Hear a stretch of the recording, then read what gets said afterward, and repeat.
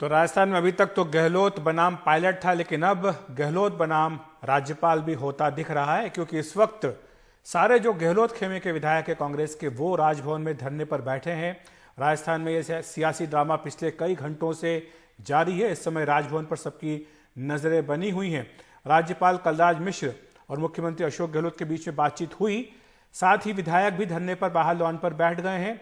उन्होंने कहा कि जब तक राज्यपाल विधानसभा सत्र बुलाने के बारे में फैसला नहीं करते हैं तब तक वो वहीं रहेंगे। बिल्कुल, और ये कब तक बैठे रहेंगे ये अपने आप में देखना होगा। दिन भर क्या कब तक का समय है, फिलहाल नजर बनी हुई राजभवन पर। और इससे पहले हाई कोर्ट ने सचिन कैम्प को बड़ी राहत दी, कहा कि उनको अयोग्य घोषित नहीं किया जाएगा। इसके बाद अशोक गहलोत खेमा पूरी तरह सक्रिय होगा। गहलोत ने होटल फेयरमाउंट में विधायकों के साथ बैठक की, कहा कि वो राज्यपाल के सामने विधायकों की परेड कराएंगे। राजभवन के लिए विधायकों को मार्च भी कराया जाएगा। और इसके बाद आपको बता दें कि 4 बसों में और गाड़ियों में काफिला राजभवन पहुंच गया था।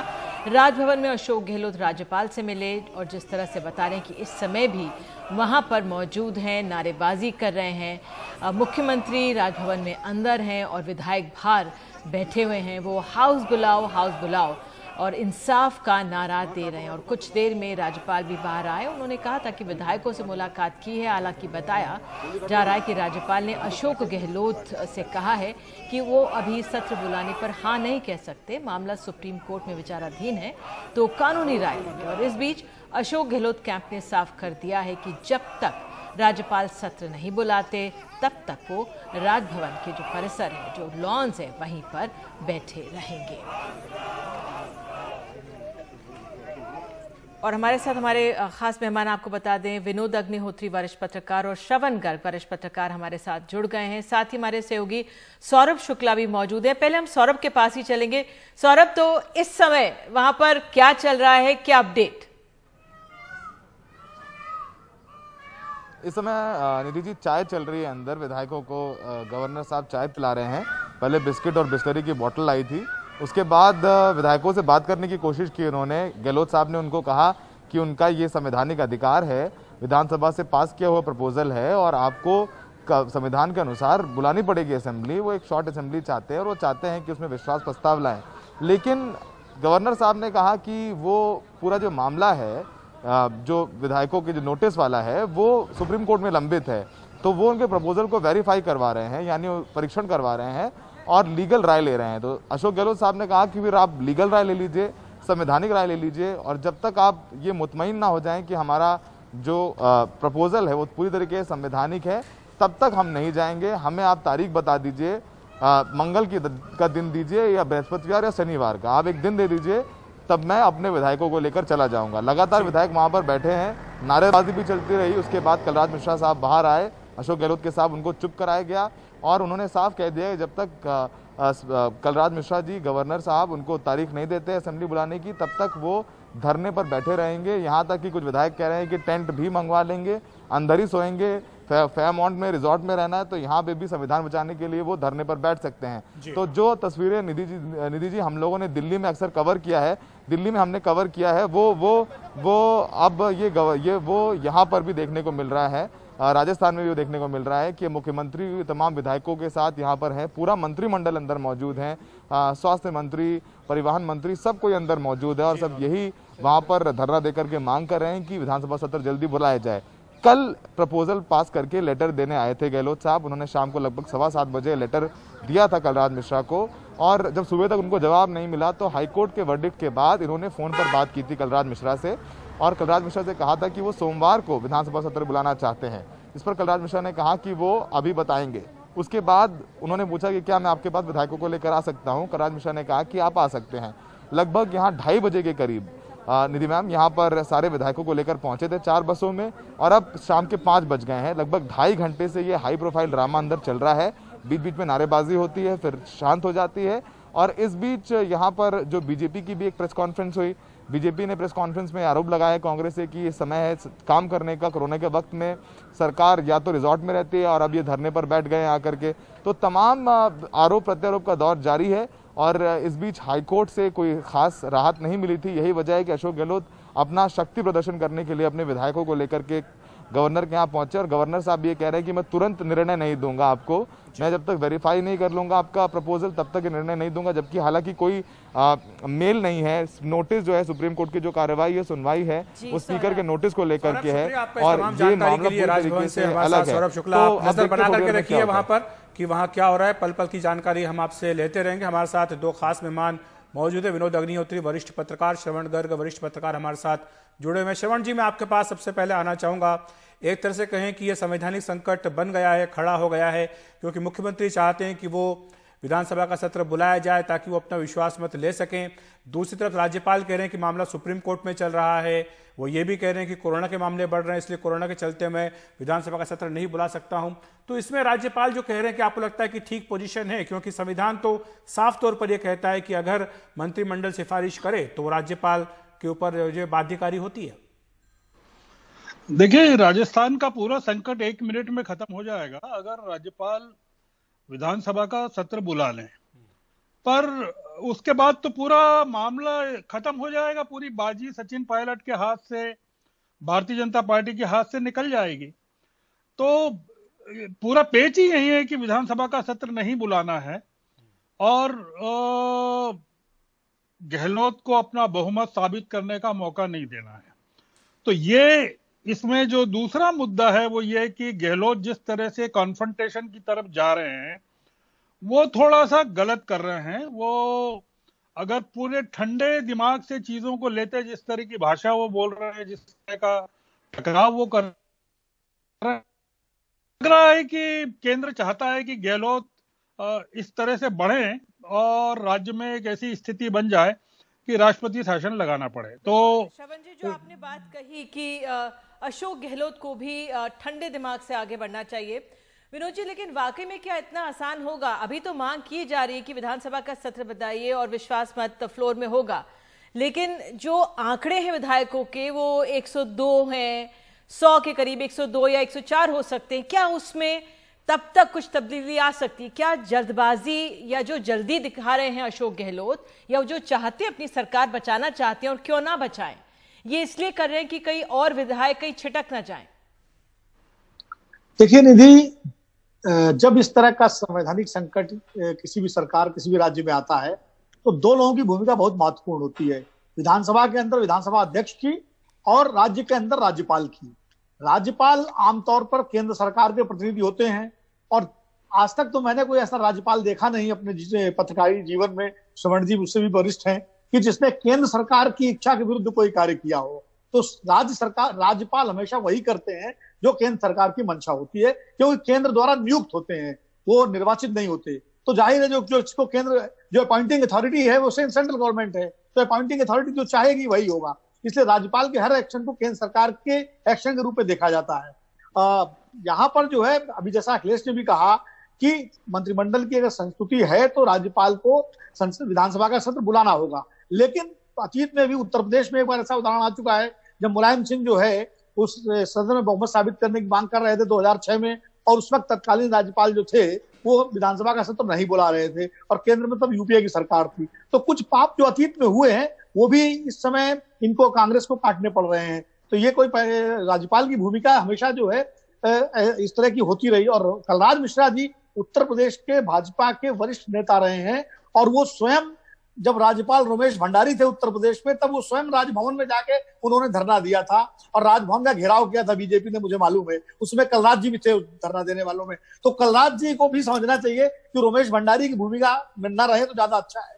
कुल मिलाकर के एक संवैधानिक दायित्व उनका भी है कि जो स्थिति बन रही है, क्योंकि सुप्रीम कोर्ट की भी रूलिंग है, हम सभी कहते हैं, और यहाँ तक बीजेपी भी मांग कर रही थी कि अशोक गहलोत को बहुमत साबित करना चाहिए। सचिन पायलट ने भी कहा था कि वो सरकार अल्पमत में आ चुकी है, बहुमत खो चुकी है। तो अगर बहुमत खो चुकी है या बहुमत का परीक्षण तो कहाँ होगा? बहुमत का परीक्षण तो विधानसभा में ही होगा। अब वो 102 विधायक हैं, 104 हैं या 100 से कम है, जो भी है उसका निर्णय तो विधानसभा में होगा, तो वो विधानसभा में ही होना चाहिए। लेकिन और एक बात ये श्रवण जी को जानना चाहूंगा। श्रवण जी, आपने कहा कि ये तो 2 मिनट में फैसला हो जाएगा, राजस्थान का संकट दूर हो जाएगा अगर विधानसभा का सत्र बुला लिया जाए, तो फिर गहलोत को क्या दिक्कत थी? क्यों उन्होंने 10 दिन काट दिए? पहले दिन ही वो चाहते तो विधानसभा का सत्र बुला सकते थे। और जो एक सीएलपी की मीटिंग में सचिन पायलट और उनके समर्थकों के ना आने पर स्पीकर से नोटिस दिलवा दिया, यही बात तो वो विधानसभा में भी कर सकते थे। पहले दिन विधानसभा का सत्र बुला लेते तो दूध का दूध पानी का पानी तभी हो जाता, इतना लंबा ड्रामा चलता ही नहीं, खर्चा भी बच जाता दोनों का। देखिए, अशोक गहलोत बहुत ओवर कॉन्फिडेंस में थे और जिस तरह की भाषा का उन्होंने इस्तेमाल किया, नकारा, निकम्मा, षड्यंत्रकारी और सोने की छुरी और तमाम चीजें जिस तरह की, वो उन्होंने सचिन को मौका ही नहीं दिया कंसिलिएशन का, रिकंसिलिएशन का। और आज जो संवैधानिक स्थिति जो भी हो, सचिन कांग्रेस में ही है। उन्होंने न तो दिल्ली में सोनिया गांधी ने सचिन को कांग्रेस से बाहर निकाला है, न कांग्रेस ऑर्गेनाइजेशन कह सकता है कि सचिन कांग्रेस में नहीं है। तो टेक्निकली तो सचिन कांग्रेस में है, केवल गहलोत मानते हैं कि वो सचिन को कांग्रेस में नहीं रखना चाहते, नहीं देखना चाहते और सचिन को बाहर करना चाहते हैं। तो ये एक मामला ये भी है कि गहलोत वर्सेस दिल्ली भी है कांग्रेस इसमें, कि गहलोत जिस तरह से चल रहे हैं, क्या उसको ऊपर से इंदिरा जी का और राहुल का समर्थन है कि नहीं है। बहुत मामला गड़बड़ है और इसमें अधिकतर, ज्यादातर जो मुझे लगता है जल्दबाजी गहलोत की तरफ से दिखाई जा रही है। वो मैच्योर है काफी, उनको ऐसा करना नहीं चाहिए। वो चाहते तो पहले दिन ही। श्रवण जी, जिस मुख्यमंत्री को अपनी सरकार भी बचानी हो, अपने विधायक भी बचाने हो, और अगर वो टूट के कगार पर वहां पे प्रदेश में सरकार आ रही है, जो पार्टी आ रही है उसको बचाना हो, तो क्या आप किस तरह से आकेंगे अशोक गहलोत का जो रुख रहा है? क्या वो एक बड़ी अच्छी कड़ी टक्कर दे पाए? क्योंकि अभी आप देख लीजिए, कुछ देर पहले प्रेस कॉन्फ्रेंस हुई थी कांग्रेस की, उन्होंने मध्य प्रदेश, उत्तराखंड, गोवा, मणिपुर, सब, महाराष्ट्र में हालांकि बड़ी मुश्किल से बचा लिया गया, लेकिन उदाहरण दिए, यहाँ पे सरकारें गई हैं, लेकिन राजस्थान में अभी भी अशोक गहलोत सरकार में हैं। देखिए, मुद्दा यह है कि अशोक गहलोत सरकार कांग्रेस की बचाना चाहते हैं कि खुद की बचाना चाहते हैं। अगर सचिन पायलट 1.5 साल से षड्यंत्र कर रहे थे और उनको लग रहा था कि वो भारतीय जनता पार्टी के साथ, वो सारे टेप किए जा रहे हैं सारी चीजें, तो गहलोत तो इतने मैच्योर आदमी है कि वो कहते हैं सचिन से कि आप मुख्यमंत्री बन जाइए, कांग्रेस की सरकार बनी रहे। उनका पहला इंटरेस्ट अगर ये होता, तो मुद्दा ये है कि राजस्थान में कांग्रेस की सरकार बचना चाहिए कि गहलोत की सरकार बचना चाहिए। तो वो सचिन को अगर अलग हटके एक सरकार बनाना चाहते हैं, मुझे नहीं लगता कि अब गहलोत की सरकार राजस्थान में बन पाएगी और वो बहुमत सिद्ध कर पाएंगे। और ये संवैधानिक संकट। जी विनोद जी, यही बात जो श्रवण जी ने कही है, ऐसा ही लग रहा है कि सबको कि अब चाहे आजकल बच भी जाए सरकार, लेकिन शायद लंबे वक्त तक अब सरकार का चलना मुश्किल है। और जिस कांग्रेस आला कमान के अंतर्द्वंद का इशारा श्रवण जी कर रहे हैं कि वहां पर भी एक राय नहीं है। सब जानते हैं कि राहुल की पसंद सचिन थे, राहुल गांधी चाहते थे कि सचिन पायलट जो है वो मुख्यमंत्री बने। हम जानते हैं कि अशोक गहलोत को किस तरह से गुजरात का प्रभारी बनाया गया, फिर यहाँ पर एआईसीसी जनरल सेक्रेटरी बनाया गया। एक तरह से अशोक गहलोत को राजस्थान की राजनीति से दूर रखने की कोशिश पार्टी आलाकमान ने की थी, लेकिन वो अशोक गहलोत ने अपना फिर भी आखिर वक्त पे दम लगाया, वो चले गए, मुख्यमंत्री बन गए। ये भी शायद एक बड़ी वजह है जिसके चलते अब लगता नहीं कि सरकार ज्यादा लंबे समय तक चल पाएगी। नहीं, देखो अखिलेश जी, जो कांग्रेस नेतृत्व की स्थिति है इस समय, उस स्थिति में अगर सचिन पायलट मुख्यमंत्री बनते तो यही अशोक गहलोत भी शायद कर रहे होते या पर्दे के पीछे से करवा रहे होते, तब भी बहुत मुश्किल था। जो कांग्रेस नेतृत्व चूंकि कमजोर है, क्योंकि केंद्रीय नेतृत्व जब कमजोर होता है तब छत्रप इस तरह की बात करते हैं। आज जो कदम सचिन पायलट ने उठाया है, अगर सचिन पायलट मुख्यमंत्री होते तो अशोक गहलोत उनके लिए सरकार चलाना मुश्किल कर देते। भले खुद सामने ना आते, पर्दे के पीछे रहते, लेकिन उनके जो पैसा ला रहे हैं वहां पर राजस्थान में वो यही काम करते। तो राजस्थान में तो ये रस्साकसी होनी ही है, क्योंकि कांग्रेस का केंद्रीय नेतृत्व कमजोर है, अनिर्णय की स्थिति में है, जड़ता की स्थिति में है, इसलिए ये स्थिति हो रही है। यही मध्य प्रदेश में हुआ और इसीलिए अशोक गहलोत हैं, चूंकि ये भी मैं बता दूं, इसीलिए सरकार अभी तक बची हुई है। अगर कोई कमजोर नेता होता तो अब तक खिसक गए होते विधायक और कोई बना। तो ये कुल मिलाकर के, जैसे श्रवण जी ने कहा कि अशोक गहलोत अपनी सरकार बताना चाहते हैं या कांग्रेस की, इस समय राजस्थान में कांग्रेस ही अशोक गहलोत है और अशोक गहलोत ही कांग्रेस है। वहां सोनिया गांधी, राहुल गांधी कांग्रेस नहीं है, वहां कांग्रेस का मतलब अशोक गहलोत है। तो ये स्थिति बन गई है। क्यों? क्योंकि केंद्रीय नेतृत्व तो कमजोर है। बिल्कुल विनोद जी, मैं आपसे यही समझना चाह रही थी कि ठीक है, जो आपने कहा कि अशोक गहलोत ही कांग्रेस है इस समय, क्योंकि जो राज्यपाल हैं वो कह तो रहे हैं कि वो नियमों को परख रहे हैं, देख रहे हैं इस समय, लेकिन वो भी केंद्र से शायद विचार विमर्श कर रहे होंगे इस बारे में। दूसरी तरफ अशोक गहलोत किससे विचार विमर्श कर रहे होंगे? क्या वो केंद्र में किसी सोनिया गांधी, राहुल गांधी या किसी से संपर्क में होंगे, या वो खुद अपने बूते या जो कुछ बड़े वकील हैं कांग्रेस के जो नेतागण हैं उनसे विचार विमर्श कर कर आगे बढ़ रहे होंगे? नहीं, मुझे लगता है कि अशोक गहलोत ज्यादातर निर्णय तो खुद ले रहे हैं, और उन्होंने कांग्रेस हाईकमान को, उसमें भी जैसे अहमद पटेल हैं जो उनके बहुत अच्छे मित्र हैं, या और जो कांग्रेस के जो केंद्रीय नेता हैं कुछ जो पुरानी पीढ़ी के हैं, उनको ये आश्वस्त कर रखा है, और शायद सोनिया गांधी को भी आश्वस्त कर रखा होगा कि सरकार हम बचा लेंगे, कमलनाथ नहीं बचा पाए लेकिन मैं बचा लूंगा। और इसलिए उनको सोनिया गांधी ने और अहमद पटेल ने फ्री हैंड दे दिया होगा कि भाई ठीक है आप बचाइए। राहुल गांधी चुप है, वो कोई नहीं, उनका कोई बयान नहीं आया। प्रियंका गांधी ने बीच में थोड़ा बहुत कोशिश की हस्तक्षेप करने की, लेकिन तब तक अशोक गहलोत इतना आगे निकल गए कि सचिन पायलट के लिए मुश्किल हो गया अपने कदम पीछे खींचना। तो कुल मिलाकर की लड़ाई अशोक गहलोत सचिन पायलट की तो है ही, लेकिन आज राजस्थान में अशोक गहलोत ही कांग्रेस बन चुके हैं। आज अशोक गहलोत को माइनस कर दीजिए, कितने दिन कांग्रेस वहां रहेगी? अशोक गहलोत अब सचिन पायलट के बाद और अशोक गहलोत के बाद वहां कांग्रेस के किस नेता का नाम? श्रवण जी, मैं आपको लाना चाहूंगा एक सवाल जो राज्यपाल की भूमिका पर उठ रहा है। रोमेश भंडारी का जिक्र अभी विनोद जी ने किया, कुछ और भी नाम हैं इस तरह के। सैयद सिफ्ते अजीज झारखंड के राज्यपाल थे। क्या कलराज मिश्र जैसा वरिष्ठ राजनेता जो इतने लंबे समय तक राजनीति में रहा हो, क्या वो चाहेंगे कि इस फहरिस्त में उनका नाम शामिल हो? नहीं, इसमें देखिए स्टेक्स जो हैं बहुत अलग किस्म के हैं। इसमें स्टेक्स जो है, दाव पर जो है वो कलराज मिश्र नहीं है, दाव पर बहुत सारी चीजें हैं। तो इस समय केंद्र सरकार का कोई कॉम्प्रोमाइजिंग कोई एटीट्यूड हो और वो अलाउ कर दे, तो ये बहुत, अभी तो आप देखिए कि हो सकता है कि छत्तीसगढ़ की सरकार आ जाए निशाने पर, महाराष्ट्र की सरकार आए। मैं आपको एक चीज बताता हूं जो विनोद जी ने कही उसके बारे में, कि 2004 में ही नवजोत सिंह सिद्धू ने पार्लियामेंट का इलेक्शन लड़ा अमृतसर से, और 2004 में ही अजमेर से ये पायलट ने लड़ा। जो लड़ाई पायलट ने सिद्धू की इनके साथ लड़ी है, गहलोत के साथ, वही सिद्धू की अमरिंदर के साथ हुई है। वहां पर वो बीजेपी से, और उन्होंने अपना मोर्चा भी बनाया, फिर कांग्रेस में शामिल हो गए। सिद्धू की बनी नहीं अमरिंदर सिंह से, पर पूरा का पूरा क्रेडिट अमरिंदर सिंह को जाना चाहिए कि उन्होंने कितने ठंडे दिमाग से बहुत ही कूलली सारी चीजों को हैंडल किया। और आज सिद्धू कांग्रेस में हैं भी और नहीं भी हैं, और पंजाब की सरकार आप कह सकते हैं कि कांग्रेस की सबसे स्थायी सरकार है। शायद एक वजह श्रवण जी इसकी ये भी है कि वहां पर नंबर्स हैं अमरिंदर के पास, कैप्टन अमरिंदर के पास। यहाँ अशोक गहलोत के पास नंबर्स नहीं थे, बहुमत के आंकड़े से इनकी सरकार दूर थी। जोड़ दूं, थोड़ा सा फर्क है। सिद्धू बीजेपी में बहुत, कांग्रेस में बहुत बाद में आए।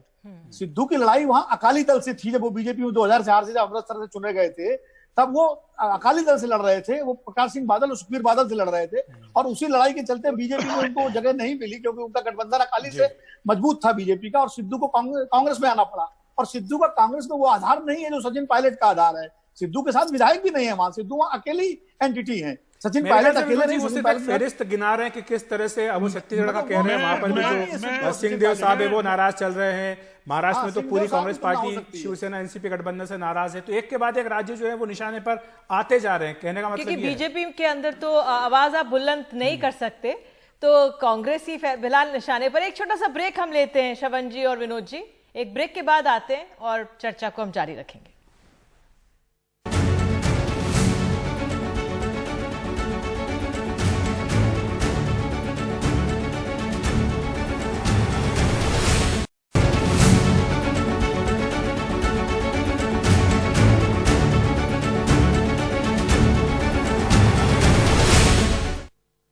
तो राजस्थान के ड्रामे पर हमारी नजर बनी हुई है। इस समय राजभवन में मौजूद हैं राज्यपाल और मुख्यमंत्री अशोक गहलोत, और तमाम जो विधायक हैं वो परिसर में मौजूद हैं। और ये उस समय के दृश्य आप देख सकते हैं जब विधायक मौजूद थे और राज्यपाल उन विधायकों से बाहर मिलने आए थे। इस बीच ये भी खबर आई कि किस तरह से राज्यपाल ने इन विधायकों के लिए ग्लूकोज के पार्ले बिस्किट और पानी की बोतल भिजवाई। लेकिन बहरहाल 2.5 घंटे से ज़्यादा समय हो गया है और अभी तक एक गतिरोध बना हुआ है। गहलोत कैंप की तरफ से जानकारी ये आ रही है कि जब तक विधानसभा का सत्र या बहुमत साबित करने के लिए नहीं बोलेंगे राज्यपाल, तब तक ये धरना प्रदर्शन एक तरह से चलता रहेगा। हमारे साथ 2 वरिष्ठ पत्रकार मौजूद हैं, और अगर मैं विनोद जी अगर आपके पास आऊं और आपसे समझना चाहूं कि जो सचिन पायलट है, जब सुबह खबर आई थी हाई कोर्ट से तब कहा गया कि सचिन पायलट खेमे को बहुत बड़ी राहत मिल गई है, उनको एक तरह से उनके खेमे को समय कुछ और मिल गया है, और हमने अशोक गहलोत को एक्शन में आते हुए देखा, किस तरह से उन्होंने एक बैठक की और फिर वो सीधे राज्यपाल से मिलने आ गए और ये तमाम चीजें चल रही हैं इस समय। सचिन पायलट के कैंप की क्या स्थिति है? क्योंकि एक तरफ वो कहते हैं कि मैं कांग्रेस में हूं, मैं बीजेपी में नहीं जा रहा, लेकिन पूरा अमली जामा जो है, जो उनके साथ एक लोग बने हुए हैं, वो बीजेपी से जुड़े हुए हैं एक तरह से। तो क्या स्थिति है सचिन पायलट की इस समय? देखिए, छापामार लड़ाई है, गुरिल्ला युद्ध जो है, राजनीति का गुरिल्ला युद्ध। सचिन पायलट जी जो है, निश्चित रूप से वो कह रहे हैं मैं कांग्रेस में हूं, मैं कांग्रेस छोड़ के नहीं जा रहा हूं, मेरी लड़ाई कांग्रेस के अंदर है। वो एक लीगल पोजीशन भी है उनकी, क्योंकि जिस आधार पर वो हाईकोर्ट गए हैं, वो इसी आधार पर तो हाईकोर्ट गए हैं कि हमने तो पार्टी विरोधी कोई काम ही नहीं किया है। हम तो अपने मुख्यमंत्री के खिलाफ कुछ बातचीत करने के लिए विधायकों को हमने एक बैठक बुलाई थी और हम बात कर रहे थे, तो उसमें पार्टी के अंदर हम बात कर रहे थे, पार्टी के विधायकों से बात कर रहे थे। हम ना सरकार गिराने की कोशिश कर रहे थे, ना हम कोई पार्टी विरोधी काम कर रहे थे। तो वहां स्पीकर का जुरिडिक्शन कैसे लागू होगा?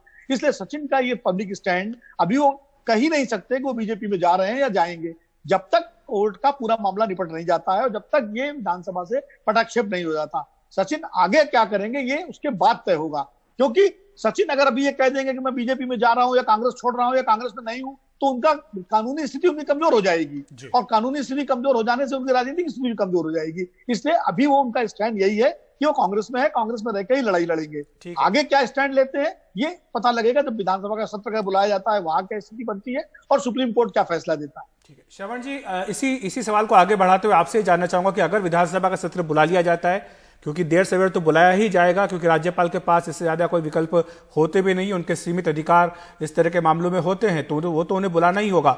लेकिन जो संख्या बल है उसमें गहलोत खेमे की बात करें या जो उनके खिलाफ का खेमा है उसकी बात करें, तो ज्यादा अंतर नहीं है, 5 या 6 विधायकों का ही अंतर है। और ऐसे में आपको लगता नहीं कि सचिन पायलट के लिए काफी मुश्किल होगा आगे के लिए अपनी लड़ाई को लड़ना, क्योंकि जैसे ही वो सरकार के खिलाफ वोट डालते हैं, स्पीकर को यह अधिकार मिल जाएगा कि वो उनको डिस्क्वालीफाई कर दें, और कम से कम वैकल्पिक सरकार अगर नहीं बनती तो फिर वैसी सूरत में सचिन के लिए लड़ाई लड़ना मुश्किल हो जाएगा। देखिए अखिलेश जी, मेरा ऐसा मानना है कि राज्यपाल अभी तो विधानसभा का सत्र नहीं बुलाएंगे। दूसरी चीज ये कि सचिन गफलत में रह गए कि उनके साथ विधायकों की संख्या 30 है, जो कि नहीं थी उनके पास। मतलब वो गलतफहमी में, मुगालते में रह गए, या गहलोत प्रोएक्टिव हो गए, उन्होंने वो जो लोग उनके साथ जा सकते थे उनको रोक लिया। जब तक सचिन के साथ कांग्रेस के तमाम विधायक नहीं आ जाते, पर्याप्त संख्या नहीं आ जाती, तब तक मुझे नहीं लगता कि विधानसभा का सत्र आहूत किया जाएगा। क्योंकि विधानसभा का सत्र एक बार आहूत किया गया और गहलोत ने बहुमत सिद्ध कर दिया, उसके बाद विधानसभा कब होगी कह नहीं सकते। हाँ सही बात है, 6 महीने तक तो उन्हें बुलाना जरूरी है ही नहीं उनके लिए। बिल्कुल। श्रवण जी, जो बात आपने ब्रेक से पहले कही थी, मैं उस पर थोड़ा सा विस्तार से और आपकी राय जानना चाहती हूँ। आपने कहा था कि सरकार टिक नहीं सकती, और जिस तरह से आपने अभी भी कहा कि विधानसभा का सत्र आपको बुलाते हुए दिख नहीं रहा है, तो ये तो संकट की स्थिति गहलोत के लिए, अशोक गहलोत के लिए दिख ही रही है। जी, मेरा मानना है कि ये संकट की स्थिति, जैसे गहलोत कह रहे हैं कि वो राजभवन से नहीं हटेंगे, तो वो बीजेपी चाहती है कि वो नहीं हटें वहां से। वो मतलब वो सूट करता है, सचिन को भी सूट करता है, बीजेपी को भी सूट करता है, राज्यपाल को भी सूट करता है, कॉन्फ्रंटेशन सूट करता है बीजेपी को, क्योंकि गहलोत कॉन्फ्रंटेशन में जीत नहीं सकते। और गहलोत ने यह कहा था कि जनता घेरेगी राजभवन को। तो सवाल ये कि जनता कहाँ है, जनता किस जगह है, मतलब कौन सी जनता राजभवन को घेरने वाली है। इसलिए जो है चाय पानी बिस्किट सब इंतजाम कर दिया गया है, हो सकता है जल्दी तंबू भी वहां लगवा दिए जाए राजभवन में उनके लिए। अखिलेश, मैं एक चीज और पूछना चाह रही थी, जो कन्फ्रंटेशन की बात, यही बात सर, कल राजस्थान में पूरे प्रदेश भर में कहा गया है कि कांग्रेस के जो नेता हैं हर जिला स्तर पर प्रदर्शन करेंगे श्रवण जी, तो लड़ाई तो कांग्रेस लड़ने के मूड में है, वो हथियार डालने के मूड में नहीं है। नहीं, बिल्कुल हथियार डालने के मूड में नहीं है सर, और अशोक गहलोत की भी प्रेस कॉन्फ्रेंस भी होने वाली है। लेकिन जो मैं यही सवाल समझने की कोशिश कर रही थी कि अगर कन्फ्रंटेशन है, क्या अशोक गहलोत ने बीजेपी का स्टैंड आंकते हुए प्रीएम्प्ट किया हम भले ही कह लें कि वो ठंडे दिमाग से काम नहीं कर रहे, लेकिन जो उनकी पोस्चरिंग है, क्योंकि राजनीति में पोस्चरिंग बहुत इंपॉर्टेंट होती है। हमने उत्तराखंड में देखा था किस तरह से विधायकों ने परेड की थी, सामने चले थे जब ये पूरा कॉन्फ्रंटेशन यूपीए सरकार वहां पे सब हुआ था। लेकिन इस तरह के विजुअल्स हमने कभी नहीं देखे कि जो तमाम विधायक हैं वो गार्डन में इस तरह से लॉन में बैठे होंगे। अब देखिए उनके नाम के चिन्ह भी अब आ रहे हैं। तो ये जो पोस्चरिंग है राजनीति में अशोक गहलोत की, क्या वो एक कदम आगे है? नहीं, वो सवाल ये है कि वो जी इस पोस्टरिंग को कितना लंबा खींच सकते हैं, सवाल ये है। मतलब वो और विधायक उसको कहां तक ले जा सकते हैं। मैं आपको रोकना चाहूंगा, वरिष्ठ वकील कांग्रेस के राज्यसभा सांसद कपिल सिब्बल साहब हमारे साथ जुड़ रहे हैं। सिब्बल साहब, आपका बहुत बहुत स्वागत है एनडीटीवी इंडिया पर। मैं अखिलेश शर्मा बोल रहा हूं। आपसे ये जानना चाह रहा था कि अब कांग्रेस पार्टी आगे क्या करेगी? क्या अगर राज्यपाल सत्र को नहीं बुलाते हैं तो क्या सुप्रीम कोर्ट में चुनौती देने का एक विकल्प आपके सामने है? पहली बात तो यह है कि राज्यपाल का ये संवैधानिक कर्तव्य है कि सत्र बुलाएं, क्योंकि अरुणाचल प्रदेश के केस में, नबम तुकी के केस में सुप्रीम कोर्ट ने यह तय किया है कि जब भी सरकार राज्यपाल को कहती है सत्र बुलाने के लिए तो वो इनकार नहीं कर सकता। ये उसका संवैधानिक कर्तव्य है। वो अगर अपना संवैधानिक कर्तव्य नहीं निभाते, और जो जानकारी हमें मिली है वो लोग कह रहे हैं कि सुप्रीम कोर्ट का फैसला आ जाए। सुप्रीम कोर्ट से फैसले से कोई इसका ताल्लुक नहीं है, क्योंकि जो सुप्रीम कोर्ट में जो बहस हो रही है वो यही हो रही है कि क्या स्पीकर साहब इस डिस्क्वालिफिकेशन पिटिशन के ऊपर फैसला ले सकते हैं या नहीं। तो उससे कोई ताल्लुक नहीं है, क्योंकि ये कोई लोग अभी डिस्क्वालीफाई नहीं हुए, कोई निर्णय आया नहीं, कार्रवाई हुई नहीं। तो ये आज भी कांग्रेसमैन है, ये सचिन पायलट भी कहते हैं कि मैं कांग्रेसमैन हूँ, सभी कांग्रेसमैन हैं, कांग्रेस से कहीं नहीं जा रहे। तो फिर सत्र बुलाने की क्या दिक्कत है? उससे सुप्रीम कोर्ट के फैसले से क्या ताल्लुक है? कार्रवाई से क्या ताल्लुक? कोई ताल्लुक नहीं। जी सर, लेकिन अगर आप नियमों की बात करें, लेकिन जब मुख्यमंत्री चाहते हैं, उनका कैबिनेट चाहता है कि सत्र बुलाया जाए और राज्यपाल इतना समय ले रहे हैं, तो क्या शंकाएं हैं? शंकाएं हैं कि जो कई राज्यपाल जिन्होंने बाकी प्रदेशों में भी पार्टी के से डिसीजन लेकर फैसले किए हैं, वही हो रहा है। जो राज्यपाल इस देश के हैं वो अपना संवैधानिक कर्तव्य थोड़ी ना निभा रहे हैं, वो तो अपना जो लॉयल्टी है पार्टी की उसका कर्तव्य निभा रहे हैं। तो आपसे यही जानना चाह रहा था सिब्बल साहब कि अगर राज्यपाल देरी करते हैं तो क्या विकल्प आपके सामने रहेंगे? कई विकल्प रहेंगे, वो हमारे ऊपर छोड़ दीजिए। ठीक है सर, मैं आपसे ये भी समझना चाह रही थी कि अभी मैं आपकी प्रेस कॉन्फ्रेंस भी सुन रही थी, आपने तमाम जो राज्य बताए जहां पर जिस तरह से कदम उठाकर बीजेपी ने कांग्रेस की सरकार गिरा दी, आपने मध्य प्रदेश, उत्तराखंड, गोवा, मणिपुर तमाम उदाहरण दिए। लेकिन सर, एक सवाल ये है आत्ममंथन का कांग्रेस के अंदर कि क्यों सरकारें कांग्रेस की इस तरह से जा पा रही हैं? क्या इस पर कुछ शोध है? नहीं, देखिए ऐसा है कि आपको भी मालूम है कि किस तरीके से सरकारें गिराई जा रही हैं। भाई अपना प्लेन चार्टर करो, फिर उनको कहीं और ले जाओ, फिर 5 स्टार होटल में उनका कब्जा कर लो, फिर लेन देन हो जाए, फिर वही मंत्री जो कहते थे हम तो केवल कोई कुछ नहीं चाहते, वही अब मंत्री बन जाते हैं मध्य प्रदेश में।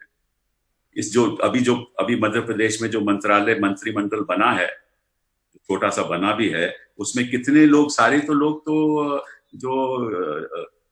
जो भागी थे कांग्रेस पार्टी के, सभी को तो मंत्री बना लिया। तो इसका मतलब क्या हुआ? ये तो आइडियोलॉजिकल बैटल थोड़ी ना है, ये तो लेन देन की बैटल है। जिसके पास पैसा है और बाकी भी, वो आपको मालूम है कि किस तरीके से लोगों को फायदा करते हैं। लेकिन सिब्बल साहब, क्या कांग्रेस की ओर से एक रणनीतिक चूक नहीं हुई? जो बात आप आज कह रहे हैं कि विधानसभा का सत्र बुलाया जाना चाहिए ताकि विश्वास मत हासिल कर सके, यही बात तो आप 10 दिन पहले भी कर सकते थे जब ये संकट शुरू हुआ था। नहीं, हम तो कह रहे थे उस समय, तो हम उसे तो ये हाई कोर्ट में गए थे कि किसी तरीके से, यही भी तो कह रहे थे, सचिन पायलट जी भी तो कह रहे थे, इनके विधायक भी तो कह रहे थे कि आप सत्र बुलाइए। तो अभी क्यों प्रॉब्लम है? उस समय भी कह रहे थे, तो अब क्यों प्रॉब्लम है? अभी गवर्नर साहब को क्यों प्रॉब्लम है? यही तो कह रहे थे। इन्होंने आज तक को कहा, इन्होंने IBN को कहा, ये बात यही ना। कपिल जी, क्या सचिन पायलट एक ऐसा नाम है अब कांग्रेस के लिए जो ना निगलते बन रहे हैं ना उगलते बन रहे हैं, ना वो साथ हैं? जी देखिए ऐसा देखिए सचिन पायलट जी का कि मैं, मेरे दोस्त भी हैं, मेरे छोटे भाई भी हैं और मेरा अच्छा संबंध है उनके साथ, लेकिन जो सचिन पायलट जी को कांग्रेस पार्टी ने दिया है शायद ही किसी और को दिया। 24 साल की उम्र में वो एमपी की इलेक्शन लड़े, 25 साल की उम्र में एमपी की इलेक्शन लड़े और एमपी बन गए। 2004 में एमपी बन गए, 2003 में पार्टी में आए थे, 5 साल एमपी रहे। फिर जब 2009 में हमारी यूपीए की सरकार आई तो उसमें मंत्री बन गए। हाँ, 30 साल की उम्र से थोड़ी ज्यादा थी, मंत्री बन गए, 5 साल मंत्री रहे, मेरे मंत्रालय में भी काम करते थे। उसके बाद 2014 में हार गए, उसके बाद राजस्थान के चुनाव आए तो वहां डिप्टी चीफ मिनिस्टर बन गए, 5-6 पोर्टफोलियो मिल गए। तो मुझे नहीं समझ आती कि इसमें क्या झगड़े हैं।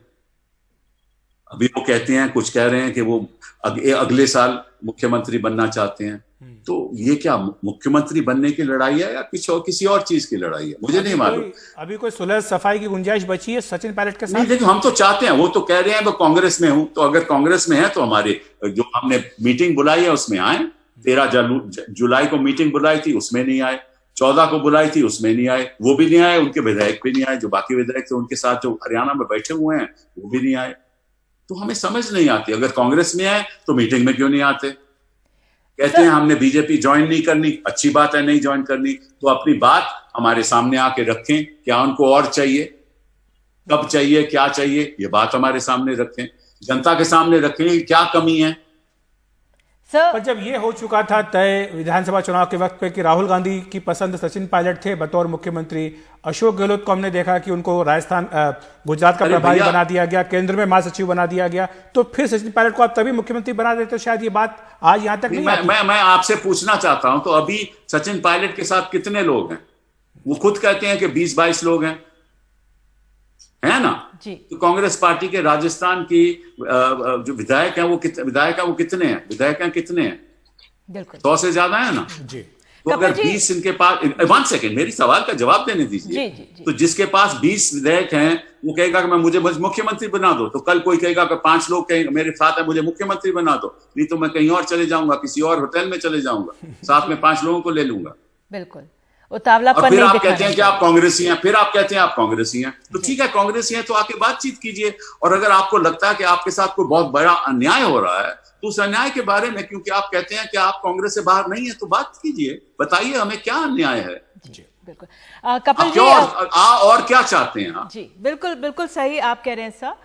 दूसरी तरफ जो अशोक गहलोत हैं एक बहुत मजबूत टक्कर दे रहे हैं, वो जिस तरह से अपनी सरकार को क्यों नहीं बचाएंगे, उनकी फर्ज भी बनता है। और जिस तरह से उन्होंने आज विधायकों को राजभवन में परिसर में बिठाया, वो भी अपने आप में पहली बार हम ऐसे दृश्य देख रहे हैं। लेकिन सर, जो हम कई वरिष्ठ लोगों से, पत्रकारों से बात कर रहे हैं, वो कह रहे हैं अगर अशोक गहलोत थोड़े से ठंडे दिमाग से काम करते, या जो भाषाओं का चयन, वो आजकल भाषा में शब्दावली का प्रयोग कर रहे हैं, वो उनकी तस्वीर के खिलाफ या वो पूरे कांग्रेस के उसके खिलाफ जाता है। कांग्रेस में इस तरह की भाषा का लोग प्रयोग नहीं करते। मैं कोई ऐसी टिप्पणी नहीं करना चाहता। उन्होंने ये भी कहा है कि उनके पास कई ऐसी इंफॉर्मेशन है जो पुलिस इन्वेस्टिगेशन भी हो रही है कि कई ऐसी बातें हुई हैं पिछले कुछ महीनों से, तैयारियां हो रही हैं, तो शायद उसके मन में उनके मन में ये होगा कि देखिए एक तरफ तो ये सब कांग्रेसी हैं और दूसरी तरफ कुछ और तैयारियां हो रही हैं, तो शायद उस संदर्भ में उन्होंने कोई ऐसी बात कर दी होगी। उसके बारे में मैं टिप्पणी नहीं करूंगा। लेकिन आज बात यह है कि सचिन जी कह रहे हैं कि मैं तो कांग्रेसी हूं, तो फिर दिक्कत क्या है? इतना कुछ उनको मिल गया, उसके बाद और क्या चाहते हैं? हमें बता तो दें जरा, जनता, देश की जनता को तो बता दें। कपिल जी, एक प्रश्न मैं आपसे राज्यपाल की भूमिका के ऊपर पूछना चाह रहा हूं, क्योंकि हमने देखा है कि रोमेश भंडारी भी राज्यपाल रहे हैं इस देश में, सैयद सिफ्ते रजी भी रहे हैं। कई बार जो अधिकार होते हैं सीमित अधिकार, लेकिन ज्यादा इस्तेमाल करना चाहते हैं। इस मामले में क्या आपको लग रहा है कि मंत्रिमंडल की सिफारिश नहीं मानकर राज्यपाल संविधान के खिलाफ काम कर रहे हैं? तो कोई शक की बात ही नहीं है, क्योंकि ये तो 5 जजेस ने तय कर दिया है नबम तुकी के केस में, अरुणाचल के केस में, कि राज्यपाल को कोई डिस्क्रेशन नहीं है। अगर मंत्रिमंडल ये कहे कि आप सत्र बुलाइए तो राज्यपाल कभी इनकार कर ही नहीं सकता, उसका तो संवैधानिक कर्तव्य है सत्र बुलाने का, वो इनकार कर ही नहीं सकते। लेकिन आजकल के राज्यपाल संविधान को समझते हैं, ना सुनते हैं, ना समझते हैं, ना उसकी मर्यादा को जानते हैं। वो मर्यादा जानते हैं, वो दिल्ली में बैठी हुई उसी मर्यादा की ओर चलते हैं। जी सर, अशोक गहलोत जी क्या आप लोगों के संपर्क में कि कब तक वो राजभवन में बैठेंगे, कब तक विधायक परिसर में बैठे रहेंगे, क्या रणनीति है कांग्रेस की राजस्थान में अब? मैं तो यहाँ दिल्ली में बैठा हुआ ना, मैं अभी टेलीफोन नहीं मैंने उनको किया, जब करूंगा तो आपको बता दूंगा। जी ठीक है, शुक्रिया आपका कपिल सिब्बल साहब, बहुत धन्यवाद। तो फिलहाल हम एक ब्रेक ले रहे हैं। कपिल सिब्बल को आप सुन रहे थे, कांग्रेस के वरिष्ठ नेता। साफ तौर पर वो कह रहे हैं कि सचिन पायलट को काफी कुछ पार्टी ने दिया है। जहां तक उनको मुख्यमंत्री बनाने का सवाल है, उन्होंने साफ तौर पर कहा कि सचिन के साथ विधायक है ही नहीं तो उन्हें मुख्यमंत्री कहां से बना देते। एक ब्रेक।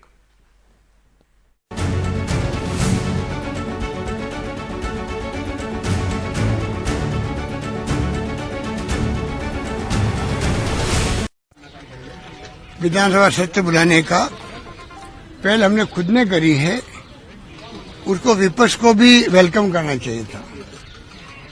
ये परंपरा रही है लोकतंत्र की, यहाँ उल्टी गंगा बह रही है। हम कह रहे हैं कि हम बुलाएंगे, सेशन बुलाएंगे, अपना बहुमत सिद्ध करेंगे, कोरोना पे बहस करेंगे, लॉकडाउन में जो तकलीफ हुई है आर्थिक रूप से उस पर बहस करेंगे, पूरे हाउस को हम लोग विश्वास में लेंगे। पहले भी हमने 21 घंटे वीडियो कॉन्फ्रेंसिंग करी थी तमाम विधायकों के साथ में, चाहे पक्ष के थे चाहे विपक्ष के थे। कई अच्छी राय आई थी, उनको हमने माना था। यही परंपरा होती है। हमारे संवैधानिक मुखिया है राज्यपाल महोदय, हमने जाके रिक्वेस्ट करी है। मुझे कहते हैं संकोच नहीं है कि बिना ऊपर के दबाव के वो इस फैसले को रोक नहीं सकते थे, क्योंकि कैबिनेट का फैसला में बाउंड होते हैं राज्यपाल महोदय कि हमें किसी भी रूप में उसको मानना है और असेंबली सेशन बुलाना है। कुछ क्वेरी जो होती है मान लीजिए उनकी, तो वो म्यूचुअली बात करके सरकार के साथ में कल रात को ही मैंने उनको निवेदन किया, कुछ आपकी क्वेरी भी है तो आपके secretary to governor, secretary to CM से बात करके वो क्वेरी हम लोग सॉल्व कर सकते थे। क्या कारण है कि आपने कल उसको फैसला नहीं सुनाया? आज हमने फिर निवेदन किया है कि आप कृपा करके जल्दी से जल्दी इस फैसले को सुनाएं, जिससे कि पूरे प्रदेश की जनता इंतजार कर रही है कब फैसला आए, कब हमें शांति मिले। लोगों में बहुत आक्रोश भी है कि इतने दिन से कोई होटलों में बैठे हुए हैं, कोई हमारे साथी गए हुए वहां पर हरियाणा के अंदर बंधक बनाए हुए हैं।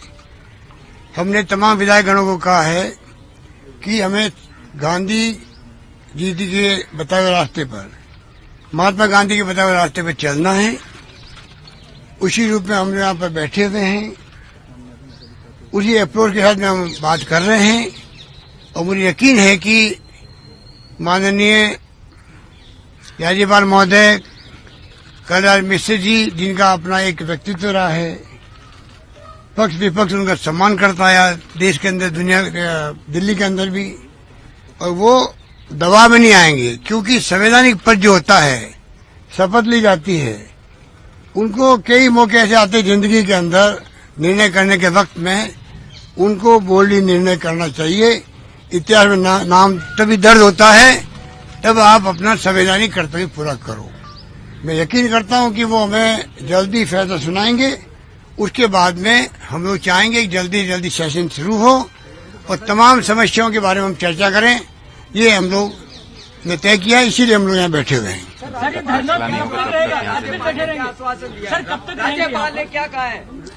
डिपेंड करेगा कब पत्र देते हैं, वो क्या लिखते हैं, उसके बाद हम तय करेंगे हमें क्या करना है। उम्मीद करते हैं कि जो उनकी क्वेरीज है, जिनके कारण से ये फैसला वो नहीं कर पाए होंगे, वो क्वेरीज जब हमें बताएंगे, उम्मीद करते हैं कि जल्दी बता देंगे वो, उसके बाद में हम फैसला करें हमें क्या करना है। अध्यक्ष कुछ जोड़ना चाहे सिर्फ एक मिनट प्रदर्शन के लिए बोला है, एक मिनट बात सुन लीजिए, एक मिनट सुनिए। काफी दिनों से आप सब देख रहे हैं कि कि देश में किस तरीके से लोकतांत्रिक रूप से चुनी हुई सरकार को गिराने का षड्यंत्र किया जा रहा है। ये षड्यंत्र के तहत अदृश्य शक्तियां जो दिल्ली में बैठी हैं, वो महामहिम जो संवैधानिक पद धारे किए हुए हैं, उनको भी प्रभावित करने की कुचेष्टा कर रही हैं। कांग्रेस का कार्यकर्ता, जिसने लाखों कार्यकर्ताओं ने दिन रात खून पसीना बहा करके यहां पर अशोक गहलोत जी के नेतृत्व में कांग्रेस की सरकार बनाई, वो कार्यकर्ता की भावना है। लोग चाहते हैं, 8 करोड़ लोग प्रदेश के चाहते हैं कि हमारी चुनी हुई सरकार 5 साल हमारे लिए काम करे, कल्याण के काम करे, हमारे सुख दुख में भागीदार तो हम देख सकते हैं अशोक गहलोत और कांग्रेस की तरफ से इस समय ये प्रेस कॉन्फ्रेंस हो रही है और अशोक गहलोत मुख्यमंत्री, उन्होंने आश्वासन दिया, एक तरह से आश्वस्त करा कि इंतजार है कि राज्यपाल का रुख क्या रहता है। उन्होंने स्पष्ट नहीं किया, उन्होंने कहा है कि राज्यपाल अभी चिंतन मनन कर रहे हैं, विचार विमर्श कर रहे हैं, उसके बाद जो राज्यपाल का रुख रहेगा, उसके बाद जो चिट्ठी पत्री राज्यपाल देंगे, उसके बाद ही कांग्रेस अपने आगे के जो कदम है वो तय करेंगी। और ये फिलहाल इस समय बीजेपी कांग्रेस के जो अध्यक्ष नए बनाए गए हैं वो बोल रहे हैं गोविंद सिंह। सब भी अपनी बात कर सकें, ये भ्रम समाप्त हो पूरे प्रदेश में जो फैला हुआ है, लेकिन उसको भी हाईजैक करने का कुप्रयास किया जा रहा है। हमारे कांग्रेस के कार्यकर्ताओं ने मन बनाया है कि कल 11 बजे सभी जिला मुख्यालयों के ऊपर इस षड्यंत्र का पर्दाफाश करने के लिए, इस षड्यंत्र के खिलाफ पूरे कार्यकर्ता धरना और प्रदर्शन करेंगे। और अगर आवश्यकता हुई तो हमारे ब्लॉक लेवल पे और ग्राम पंचायत और नगर पालिका लेवल पे भी हम कांग्रेस के कार्यकर्ता धरना और प्रदर्शन करके इस षड्यंत्र को विफल करेंगे। लोकतंत्र जीतेगा, षड्यंत्र अंत में हारेगा। एक बात मैं और कहना चाहूंगा, आपने देखा होगा कि हमेशा विपक्ष मांग करता है विधानसभा का सत्र बुलाया जाए, और यहाँ उल्टा हो रहा है। सत्ता पक्ष कह रहा है विधानसभा सत्र बुलाए, दूध का दूध पानी का पानी हो जाएगा। मैंने सुबह भी आपको कहा था, इसमें समझ के परे है कि इतना क्या बड़ा षड्यंत्र इनका है कि सत्ता पक्ष सरकार कह रही है हम चाहते हैं असेंबली फ्लोर पे जाना चाहते हैं, और विपक्ष कह रहा है हम मांग नहीं कर रहे हैं। ये समझ के परे हैं। इससे अंदाजा लगा सकते हैं, इससे अंदाजा लगा सकते हैं कि सत्ता पक्ष ने बकायदा कैबिनेट का प्रस्ताव पास किया, मुख्यमंत्री को अधिकृत किया, मैंने रिक्वेस्ट की माननीय राज्यपाल महोदय से, उसके बाद में सत्र नहीं बुलाना, ये समझ के परे है। ये क्या पहेली है, इसमें मैं समझता हूँ कि आप हम सबको जाना पड़ेगा। सर, क्या बीजेपी ये कह रही है कि सीएम की जो भाषा है वो राज्यपाल को धमकाने वाली है, तो आपको लगता है क्या? मैंने कभी भैरव सिंह शेखावत साहब ने कहा था यहाँ राजस्थान के अंदर 93 के अंदर, अगर बहुमत हमारे पास में है और मुझे नहीं बुलाया गया तो राजभवन का घेराव होगा। ये राजनीतिक भाषा होती है। नंबर 1, जनता को समझाने के लिए, मैसेज देने के लिए, जनता समझती भी है, नंबर 1। नंबर 2, वही भैरव सिंह शेखावत इसी राजभवन के अंदर जैसे आज हम लोग बैठे हैं, उसी रूप में धरने में बैठे थे यहाँ पर, कि बीजेपी के नए नेता पैदा हुए हैं, इनको अभी सब जानकारी नहीं है, इसलिए कई बार ऐसे कमेंट कर देते हैं। उनको चाहिए कि हम जैसे सीनियर लोगों से बातचीत करें, कुछ ज्ञान प्राप्त करें।